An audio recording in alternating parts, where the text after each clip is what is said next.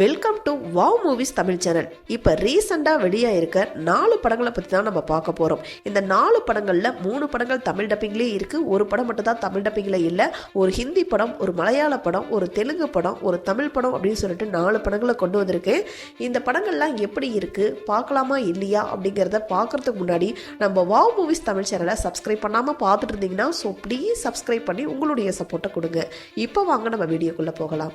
இப்போ நம்ம ஃபர்ஸ்ட்டாக பார்க்க போகிற படம் 2024 வருஷம் தேட்டரில் ரிலீஸ் ஆகி இப்போ தமிழ் டப்பிங்கோடையே ரிலீஸ் ஆகிருக்க சூப்பர் பாய்ஸ் ஆஃப் மலைகான் அப்படிங்கிற ஒரு ஹிந்தி படம். இந்த படத்தை பற்றி சொல்கிறதுக்கு முன்னாடி 2008 வருஷம் பாய்ஸா அகமது கான் அப்படிங்கிறவர் டைரக்ட் பண்ண ஒரு டாக்குமெண்ட்ரி படத்தை பேஸாக வச்சு தான் இந்த படத்தை எடுத்திருக்காங்க. அந்த டாக்குமெண்ட்ரி படமே பார்த்தீங்கன்னா ஒரு உண்மை சம்பவத்தை வச்சு எடுத்திருப்பாங்க. அதாவது நசீர் ஷேக் அப்படிங்கிறவரும் அவருடைய ஃப்ரெண்ட்ஸுங்களுடைய வாழ்க்கையை மையமாக வச்சு எடுத்தது தான் அந்த டாக்குமெண்ட்ரி படம். ஸோ அதை பேஸாக வச்சு தான் இந்த படத்தையும் எடுத்திருக்காங்க.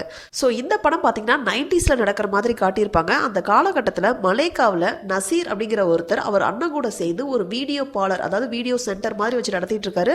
அது என்ன அப்படின்னு பார்த்தீங்கன்னா ஒரு மினி தியேட்டர் மாதிரி நடத்திட்டு இருக்காங்க.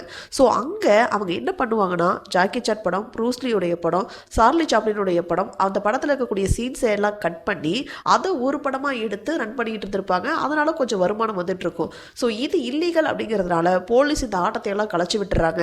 கடைசியா நம்ம ஹீரோ என்ன பண்றாரு, ஏன் நம்ம அடுத்தவங்களுடைய படத்தை நம்ம ரிலீஸ் பண்ணணும், நம்மளே ஏன் ஓனா பணம் எடுக்கக்கூடாது அப்படின்னு சொல்லி யோசிச்சு அவரோட ஃப்ரெண்ட்ஸுங்களோட சேர்ந்து லோக்கல்லையே அவர்கிட்ட இருக்கக்கூடிய எக்யூப்மெண்ட்டை வச்சு ஒரு சின்ன படத்தை எடுக்கிறாரு, அதை ரிலீஸ் பண்றாரு. அது ஓவரா நல்லா ஹிட்டாகவும் ஆயிடுது. ஸோ அதுக்கப்புறம் இன்னொரு படம் எடுக்கலாம் அப்படின்னு சொல்லிட்டு பிளான் பண்றாங்க. அப்படி பிளான் பண்ணும்போது அவங்க ஃப்ரெண்ட்ஸுக்குள்ளேயே சில பிரச்சனைகள் வருது. அதுக்கப்புறம் என்ன நடக்குது, கடைசியா இவங்க வாழ்க்கையில என்னதான் நடந்துச்சு அப்படிங்கறதா இந்த படத்துடைய மீதி கதை. ஸோ இந்த படத்துல மெயினா தோல்வி கொடுக்கக்கூடிய வாழ்க்கை படம் எப்படி இருக்கும் அப்படிங்கிறத சொல்லியிருக்காங்க. ஒவ்வொரு கேரக்டரையும் அவ்வளவு அழகா டிசைன் பண்ணியிருக்காங்க. எல்லாத்துடைய ஆக்டிங்கும் ரொம்ப சூப்பராகவே இருந்துச்சு. ஃப்ரெண்ட்ஸுங்களுக்குள்ள வரக்கூடிய அந்த சண்டையா இருக்கட்டும், ஹஸ்பண்ட் ஒய்ஃப் பிரச்சனையா இருக்கட்டும், அதையெல்லாம் அவ்வளவு அழகா காட்டியிருக்காங்க. அவங்களுடைய உணர்வுகளுக்கு ஏற்ற மாதிரி அங்கங்க நம்மளை சிரிக்க வைக்கிறது, அங்கங்க நம்மளை கண்கலங்க வைக்கிறது அப்படின்னு சொல்லிட்டு ரியாக்ட் பண்ண வச்சது தான் இந்த படத்துடைய வெற்றி அப்படின்னே சொல்லலாம். பேக்ரவுண்ட் மியூசிக்கும் ரொம்ப அழகா காமாவே போட்டிருந்தாங்க. ஸோ இந்த படத்துடைய நெகட்டிவ் என்ன அப்படின்னு கேட்டிங்கன்னா, ப்ரோக் அப்படிங்கிற ஒரு கேரக்டர் வருவார். அவருடைய கேரக்டரை இன்னும் கொஞ்சம் அழுத்தமாக எழுதியிருக்கலாம் அப்படின்னு சொல்லி தோணுச்சு. இது மட்டும் இல்லாமல் ஹீரோவுடைய லைஃப்பில் நடந்த அப் அண்ட் டவுன் விஷயங்களை போகிற போக்கில் சொல்லிட்டு போன மாதிரி ஃபீல் ஆச்சு. அதை இன்னும் கொஞ்சம் ஸ்ட்ராங்காக சொல்லியிருக்கலாம் அப்படின்னு சொல்லி கொஞ்சம் தோணுச்சு. இது எல்லாமே கொஞ்சம் சின்ன சின்ன மைனஸ் தான். ஸோ இந்த படம் ஓரளவுக்கு நல்லாவே இருக்கும். இந்த படம் பார்த்தீங்கன்னா எல்லாருக்குமே பிடிக்குமா அப்படின்னு கேட்டிங்கன்னா கொஞ்சம் டவுட் தான். சிலருக்கு இந்த படம் பிடிக்காமல் இருக்கிறதுக்கும் வாய்ப்பு இருக்குது, சிலருக்கு பிடிக்கிறதுக்கும் வாய்ப்பு இருக்குது. ஸோ இந்த படத்தை நீங்கள் பார்க்கணும்னு நினச்சிங்கன்னா அமேசான் பிரைமில் தமிழ் டப்பிங்குடைய அவைலபிளாக இருக்குது. IMDbல 10க்கு 7.8 ரேட்டிங்ஸ் கொடுத்துருக்காங்க. பார்க்கணும்னு நினைக்கிறவங்க ஒன் டைம் ட்ரை பண்ணுங்கள். இப்போ நம்ம ரெண்டாவதாக பார்க்க போகிற படம் இப்போ ரீசெண்டாக தமிழில் ரிலீஸ் ஆன 10 ஹார்ஸ் அப்படிங்கிற ஒரு கிரைம் த்ரில்லர் படம். இந்த படத்துடைய ஒன்லைன் ஸ்டோரி என்னன்னா, நம்ம ஹீரோ ஸ்டார்டிங் சீன்லேயே ஏதோ ஒரு கேஸை கண்டுபிடிக்க முடியாமல் உடஞ்சி போய் உட்காந்துருக்க மாதிரி காட்டுறாங்க. அந்த கேஸ் என்ன அப்படிங்கிறத ஸ்டார்டிங்கில் சொல்லலை. அப்போ அவர் கூட இருந்த இன்னொரு போலீஸ் ஒரு ஊக்கமளிக்கிறதுக்காக, அதாவது அவருக்கு நம்பிக்கை வர்றதுக்காக ஒரு ஸ்டோரியை சொல்றாரு. அந்த ஸ்டோரியை நம்ம ஹீரோவை பத்தினது தான். 2015 வருஷம் மதுரையில் காணாம போன ஒரு பொண்ணுடைய கேஸை நம்ம ஹீரோ எப்படி சீக்கிரமா சால்வ் பண்ணார் அப்படிங்கிற ஒரு விஷயத்த சொல்லி அவருக்கு நம்பிக்கையை வர வைக்கிற மாதிரி காட்டுறாங்க. ஸோ அந்த ஒரு ஸ்டோரி கொஞ்சம் இன்ட்ரெஸ்டிங்காக தான் கொண்டு போயிருப்பாங்க. ஸோ இந்த ஒரு சீன் நடக்கிறதுக்கு ஒரு 10 ஹவர்ஸ்க்கு முன்னாடி என்ன நடந்த மாதிரி அடுத்த சீன்ல காட்டுறாங்க. அப்போ நம்ம ஹீரோ ஸ்டேஷன்ல இருப்பாரு. அந்த ஸ்டேஷன்ல ஒரு லேடி அவங்களுடைய பொண்ணை காணல அப்படின்னு சொல்லிட்டு ஒரு கம்ப்ளைண்ட்டை கொடுப்பாங்க. அந்த ஒரு கேஸை நம்ம ஹீரோ எடுத்து விசாரிச்சுட்டு இருக்காரு. அப்படி விசாரிச்சுட்டு இருக்கும் போதே ஒரு ஃபோன் கால் வருது. அந்த ஃபோன்ல பேசின நபர் என்ன சொல்றாருன்னா, ஒரு பஸ்ஸுக்குள்ள ஒரு பொண்ணை டார்ச்சர் பண்ணிட்டு இருக்காங்க, வந்து காப்பாத்துங்க அப்படின்னு சொல்லிட்டு இருக்கும் போதே அந்த ஃபோன் கால் கட் ஆயிடுது. ஸோ இப்போ இந்த 2 கேஸையும் நம்ம ஹீரோ எப்படி சால்வ் பண்ணாரு, அந்த பொண்ணை கடைசியா கண்டுபிடிச்சாரா இல்லையா அப்படிங்கிறதா இந்த படத்துடைய மீதி கதை. ஸோ இந்த படத்துடைய பாசிட்டிவ் என்ன அப்படின்னா, 2015 வருஷம் மதுரையில் நடந்த சம்பவம் அப்படின்னு சொல்லிட்டு ஒரு ஸ்டோரியை சொல்லுவாங்க. அது ஒரு 2 நிமிஷம் ஸ்டோரி தான், இருந்தாலும் அது ஓரளவுக்கு இன்ட்ரெஸ்டிங்காக இருந்துச்சு. படத்துடைய ஸ்டார்டிங்லேயே இன்வெஸ்டிகேஷனுக்குள்ளே வந்த மாதிரி ஃபீல் ஆச்சு. ஸோ அதுவும் நல்லா இருந்துச்சு. பஸ்ஸில் நடந்த ஒரு கிரைமை இன்வெஸ்டிகேட் பண்ணும்போது அந்த கொலை எப்படி நடந்தது அப்படின்னு சொல்லிட்டு ஒரு சீனை காட்டுவாங்க. அதுவும் நல்லா இருந்துச்சு. கிளைமேக்ஸும் ஓரளவுக்கு ஓகே அப்படிங்கிற மாதிரி இருந்துச்சு. நம்ம ஹீரோவுடைய ஆக்டிங்கும் சில இடங்களில் ஓகே, சில இடங்களில் கொஞ்சம் ஒரு டல்லாக தான் இருந்துச்சு. ஸோ இந்த படத்துடைய நெகட்டிவ் என்னன்னா, தேவையில்லாத சில காமெடி சீன்ஸ் எல்லாம் அவாய்ட் பண்ணியிருக்கலாம்னு தோணுச்சு.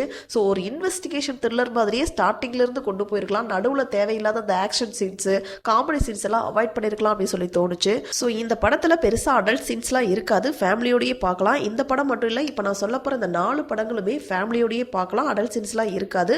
ஸோ இந்த படத்தை நீங்கள் பார்க்கணும்னு நினச்சிங்கன்னா சன் நெக்ஸ்ட் அமேசான் பிரைமில் அவைலபிளாக இருக்குது. ஐஎம்டிபியில் 10க்கு 5.6 ரேட்டிங்ஸ் கொடுத்துருக்காங்க. பார்க்கணும்னு நினைக்கிறவங்க ஒன் டைம் ட்ரை பண்ணுங்கள். இப்போ நம்ம மூணாவதாக பார்க்க போகிற படம் 2025 வருஷம் மலையாளத்தில் ரிலீஸ் ஆன ஓசிப்பிண்டே ஓசியத்து அப்படிங்கிற ஒரு த்ரில்லர் படம். ஸோ இந்த படத்துடைய ஒன்லைன் ஸ்டோரி என்னன்னா, ஓசிப்பின் அப்படிங்கிற ஒருத்தர் ஒரு வயசான ஒரு நபர் ஊருக்குள்ளே காடு தோட்டம்லாம் வச்சு நல்லா சம்பாரிச்சிட்டு இருக்காரு. அவருக்கு நிறைய சொத்துக்கள்லாம் இருக்குது. அவருக்கு 3 பசங்க இருக்காங்க. மூத்த பையன் தாசில்தாராக இருக்காரு, 2வது பையன் போலீஸ் ஆஃபீஸராக இருக்காரு, 3வது பையன் ஃபாரஸ்ட் ஆஃபீஸராக இருக்காரு. இந்த 3வது பையன் ஒரு பொண்ணு லவ் பண்ணிட்டு இருக்காரு. ஸோ அந்த ஃபர்ஸ்ட் 2 பசங்களுக்கும் கல்யாணம் ஆகி குடும்பம் குழந்தைகள்லாம் இருக்காங்க. அந்த 2 பேரும் என்ன பண்றாங்க, அதாவது மூத்த பையனும் 2வது பையனும் சேர்ந்து ஒரு பிசினஸ் ஸ்டார்ட் பண்றாங்க. அதுல சில பிரச்சனைகள்லாம் வருது. கிட்டத்தட்ட 1.5 கோடி ரூபாய் கொடுக்கணும் அப்படிங்கிற ஒரு சுச்சுவேஷன் வருது.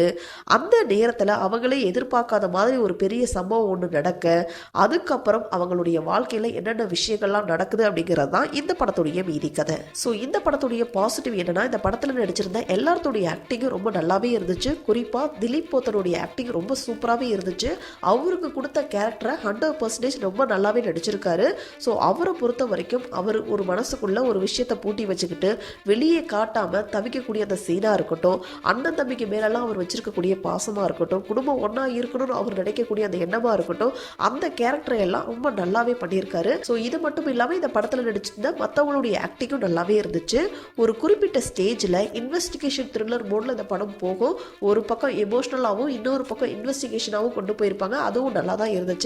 கிளைமேக்ஸில் எதிர்பார்க்காத மாதிரி ஒரு விஷயத்தை காட்டி முடிச்சிருப்பாங்க. அதுவும் கொஞ்சம் வித்தியாசமாக ரொம்ப யதார்த்தமாக தான் கொண்டு போயிருந்தாங்க.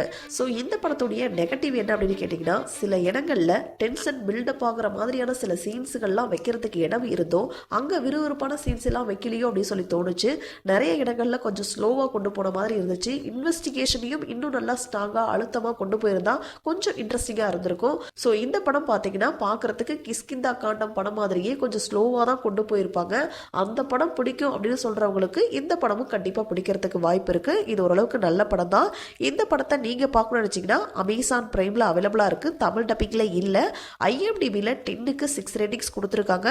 பெருசா அடல்ட் கண்டென்ட்லாம் இருக்காது. பார்க்கணும்னு நினைக்கிறவங்க ஒன் டைம் ட்ரை பண்ணுங்க. இப்போ நம்ம லாஸ்ட்டாக பார்க்க போகிற படம் 2024 வருஷம் தெலுங்குல ரிலீஸ் ஆன புருஷோத்தமடு அப்படிங்கிற ஒரு படம். ஸோ இந்த படத்தை இப்போ தான் தமிழ் டப் பண்ணி ரிலீஸ் பண்ணியிருக்காங்க. இந்த படத்துடைய ஒன்லைன் ஸ்டோரி என்னன்னா, நம்ம ஹீரோ வெளிநாட்டில் படித்து முடிச்சு ஊருக்கு வராரு. அவங்க அப்பா ஒரு கம்பெனி, பெரிய கம்பெனி ரன் பண்ணிட்டு இருக்காரு. அந்த கம்பெனியுடைய சிஇஓ போஸ்ட்டை நம்ம ஹீரோவுக்கு கொடுக்கலாம் ட்ரை பண்ணும்போது அவர் என்ன சொல்கிறாருன்னா, நீ 100 நாள் தனியாக ஒரு சாதாரண ஒரு மனுஷனாட்டம் வாழ்ந்துட்டு வரணும், அப்படி வந்தால் தான் இந்த பதவி உனக்கு கிடைக்கும்னு சொல்கிறாங்க. ஸோ இப்போ நம்ம ஹீரோ ஒரு ஆந்திராவில் இருக்கக்கூடிய ஒரு கிராமத்தில் போய் சாதாரண ஒரு வாழ்க்கையை வாழ ஆரம்பிக்கிறாரு. அதுக்கப்புறம் அவர் என்னென்ன பிரச்சனைகளை எல்லாம் ஃபேஸ் பண்ணாரு, கடைசியா சிஇஓ ஆனாரா இல்லையா அப்படிங்கிறதா இந்த படத்துடைய மீதி கதை. ஸோ இந்த படத்துடைய கதையை பத்தி சொல்லணும்னா, அந்த காலத்துல வந்த அள்ளித்தந்த வானம் படத்துல இருந்து இப்போ வரைக்கும் நிறைய தெலுங்கு படங்கள்ல இதே ஸ்டோரியை பார்த்து பார்த்து நம்ம பழகி போயிருக்கோம். நிறைய ஆக்ஷன் சீன்ஸ், ஹீரோயிசம் அப்படின்னு சொல்லி கமர்ஷியலா கொண்டு போயிருக்காங்க. சொல்லிக்கிற மாதிரி பாசிட்டிவான விஷயங்கள் இந்த படத்துல பெருசா இல்லை. கிளைமேக்ஸ் மட்டும் தான் ஓகே அப்படிங்கிற லெவல்ல இருந்துச்சு. ஸோ இந்த படத்துல லாஜிக்கே இருக்காது. ஒரு ஆவரேஜான படம் தான், பெருசா அடல்ட் கண்டென்ட்லாம் இருக்காது. இந்த படத்தை நீங்க பார்க்கணும்னு நினைச்சீங்கன்னா யூடியூப்ல ஃப்ரீயாவே தமிழ் டப்பிங்லேயே இருக்கு. ஐஎம்டிபியில் 10க்கு 7.6 ரேட்டிங்ஸ் கொடுத்துருக்காங்க. பார்க்கணும்னு நினைக்கிறவங்க ஒன் டைம் ட்ரை பண்ணுங்க. இதே மாதிரி சூப்பரான படங்களை பத்தி நீங்க தெரிஞ்சுக்கிறதுக்கு நம்ம வாவ் மூவிஸ் தமிழ் சேனலை மறக்காம சப்ஸ்கிரைப் பண்ணுங்க, லைக் பண்ணுங்க, ஷேர் பண்ணுங்க, கமெண்ட் பண்ணுங்க. தேங்க்யூ.